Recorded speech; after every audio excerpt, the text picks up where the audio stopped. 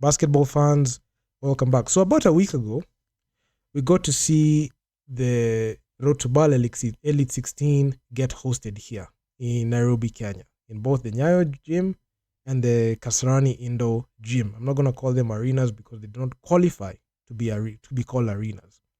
So you saw the whole affair was conducted very professionally by FIBA, and you could see everyone was involved. You can see KBF were there, the Ministry of Sports was there. They got involved. But KBF, they are the people who are extorting money from the fans to make sure that they collect as much money from the gate. Even as per recording of this video, yet to see an accountability report based on the funds that they collected at the gate. So hey, your guess is as good as mine where that money went. But anyway, so the FIBA, so the event, the Elite 16 event, FIBA came in and they did their thing. It was a 5-day event. And they finished. And then RBC Thunder grabbed that ticket to go watch ball. So the Kenya Basketball Federation got another chance to host the East African Basketball Champions Cup 2024 Zone 5, of which I must say it's been a total embarrassment, especially from those two teams, KPA and Equity. I mean, those two teams have shown that their time has passed. They are finished. These are teams that don't have the ability to compete. They can't contend for anything. And right now, they've just showed the Thunder that they can go ahead and have an unbeaten season, and the other teams can't do anything about it.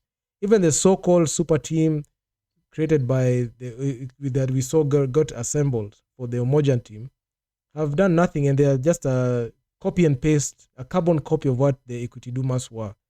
So the Equity Dumas are at complete failure.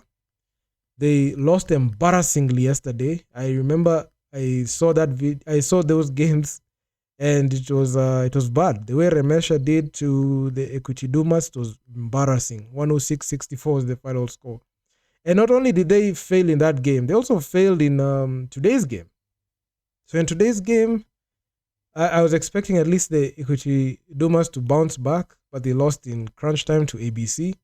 So it shows you the level of competition where that team is, where that team has been left. I've seen a couple of players who have been team hopping in KBF teams, and they subsequently ended up in that Equity Dumas team. So with full confidence, I can say the Equity Dumas are a shell of their former selves, and I don't think they have what it takes to do anything in KBF. They can't even do anything. And on to KPA. So KPA are an interesting team because they fielded a very different roster. They signed too many players, with altering the team chemistry, of course. They lost their best players in the off season, and other players just decided to leave the team. And that team is not looking like it's far removed from that finals team. Even it's a miracle that KP are able to even make it to the finals, although they got swept. And this year when they added Coach Cliff, I just knew for a fact that this team has just been set up for failure. And I've gone on record saying that Coach Cliff is a certified loser, and he's not a coach that can get you wins like that. And even in after 5 days of the game, you can see in a tournament that Kenya is hosting, KPA were number 3. Prior to today, KPA were number 3, and the Equity Bank Dumas were number 6. Remesha took the lead. They placed first. Dar City number 2, KPA number 3, Hippos number 4, ABC number 5, and last, the Equity Dumas. So I must say the peak that that happened in Kenyan basketball happened when the Elite 16 was hosted here. Any other thing that is being hosted will not have the same hype, because if you take a keen look at even the live streams, or even the people who have gone to watch those games, the players are playing in empty gyms. That Nyayo gym has never been that empty. Nobody cares about it because the main objective was achieved. The Thunder are going to play in the BL. So what's the point of watching, low tier teams like KP and Equity play? So that is the main challenge that they have, and they have to understand right now. And they are understanding it the hard way. And also KBF, because I feel like a lot of people are putting them off the hook because they might say that it was a success that KBF were able to manage the whole Elite 16. But remember, they had to play nice because FIBA are in town, so they had to try to hide their flaws. That's why you saw the quick renovations. They had to do some cleaning. They had to make sure to do some housekeeping. But the moment that event ended, what happened? They reverted back to normal. You can even see even with this cup tournament for Zone 5, the East African Champions Cup. There's no hype around it. They do not understand what it takes to conduct an event and make sure to market it for people so they can sell tickets. The real reason as to why even the tickets were able to sell out, not even sell out, but a lot of people were interested, was because it was the Elite 16, FIBA were coming to town, the Thunder were playing, there was a lot of hype around it organically. Inorganically, not too many people, not too many people, the normal Kenyan, I'm talking about the normal Kenyan, the casual fan, did not take too much interest into it because the Kenya Basketball Federation did not have any idea of how to market this event. Majority of the marketing was being done by media outfits. You've seen the likes of K-Hoops were there. Expo Africa came in town. We saw Hoops Mtani was there. So all the outfits that they regularly cover Kenyan basketball. I know there are many. I've not mentioned all of them, but they were there and invested in covering this sport. And they are using their channels and they're using their networks to get a lot of hype and publicity to this sport and to that event. That's the reason as to why they're able to reach as many people. And yours truly did some marketing as well, using my networks. So the whole hype was being brought about by the media conglomerate and the groups of outfits that were publicizing this. But now after that Elite 16 ended, nobody has really cared about watching these games because they're just small potatoes. This game is small potatoes. I'm not saying hosting this tournament was bad, but it came at the worst timing. Just the worst timing, because I know the tournament had to happen, but it came right after a very huge high where the Thunder already climaxed, the fans already climaxed with the Thunder seeing that they qualified.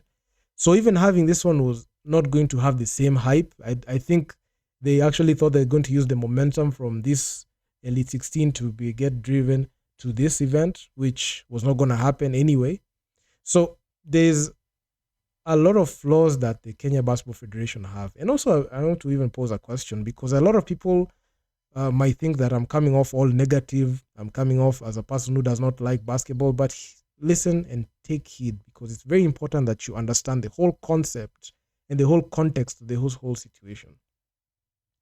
So the Kenya Basketball Federation are an outfit that is being run by people who are very incompetent, people who don't understand the game of basketball. These are people who do not have the game of basketball at heart, and they only care about the money that they can make. And that's the reason as to why they get revenue. There's zero accountability when it comes to that. And when I mention these things, a lot of people take great exception. That's why I got blocked in Nyayo, because I was questioning the activities that these people are undertaking. Even with this event, I can say it is a flop. Both on the team level, the two teams, KP and Equity, have shown that they are far removed from teams that can even challenge the Nairobi City Thunder. And also on the side of the Kenya Basketball Federation, they have shown that they lack the ability to pull any crowd. They can't set up an event that is separate from FIBA. They can't carry the event in their own name because they don't have any credibility left. And it's very sad and upsetting. Even as this regime, I know their time is going to come to a close. Even when this regime comes to a close next year, when you're going to have the elections, unfortunately, these are the same people who are going to fight for those seats, and they're going to use magic tricks to get back there, so they can go back there and loot money. Because the moment that these people get back in, nothing is going to change. And the reason as to why I question even the credibility of these people, if they are this transparent Why didn't KBF come out with a press conference to say that this event was successful, give us a report of what happened, all that? They didn't. After the games ended for the Elite 16, they didn't say anything. They're very quick to have press conferences here and there prior to the event, trying to tell us what's going to happen. But after, there's nothing they're going to tell us. And even in this one, they didn't even have a presser prior, because they knew that nobody's going to watch it. And why would you even waste your money on a ticket and you know that you're not going to get any value? You're going to be only 5 people watching. So, I mean, it's a very sad situation. And I said, let me just make a video talking about it, because these are things that people do not understand. This cabal, this mafia that has captured Kenyan basketball, they have ruined it for themselves, and not only themselves, but they have ruined it for even the players. The crop of leadership that is governing the Kenya Basketball Federation are the main reason as to why they can't grab sponsorships. Even the people who sponsor them, they can't give them money directly. They have to offer a service to them, and they're not going to transact with them monetarily, because you've understood that these people are looters. Look at what they do to the gate revenue. We've never been told how much is made at the gate. We were never told how much money was made in the Elite 16. It's all quiet, because they extorted money from you, of which I even mentioned. I said these tickets are too expensive for you to afford, and you can still watch the same game on YouTube. A lot of people right now, even in this East African Champions Cup, Zone 5, that's coming to a close today, they are keeping tabs of the game on YouTube. Also, I can even say I'm keeping tabs on the game on YouTube. I'm not going to throw away my money to go ahead and watch something that has not been poor, is a poor product, something that has not been marketed well to suit the fans, something that people have not thought about and giving it to us like something that they have thought about. So that's the main reason as to why they are flopped. And I can even say they are flopped, both on the federation side and on the team side. KPA and Equity have shown that, and they have iterated to us, that they are not in the level of the Nairobi City Thunder. Their time is up, and they're nothing more than Div 1 teams. Even I'm sure a Div 1 team can take apart KPA or Equity anytime, any day, because their KPA especially is being led by a coach who's a certified loser in Coach Cliff. He's somebody that can't even lead. They can't even win locally. And it's going to be unfortunate that this is the same coach that's going to be picked by the cabal to go ahead and coach the national team next year. So there are a couple of conversations, serious conversations, that need to be held, especially when it comes to the national team. So, I mean, it's sad. And the Equity Dumas, I mean, you guys are just, you guys are just cooked. Any star player who's there, just make your way out of that team, because that team is going nowhere fast.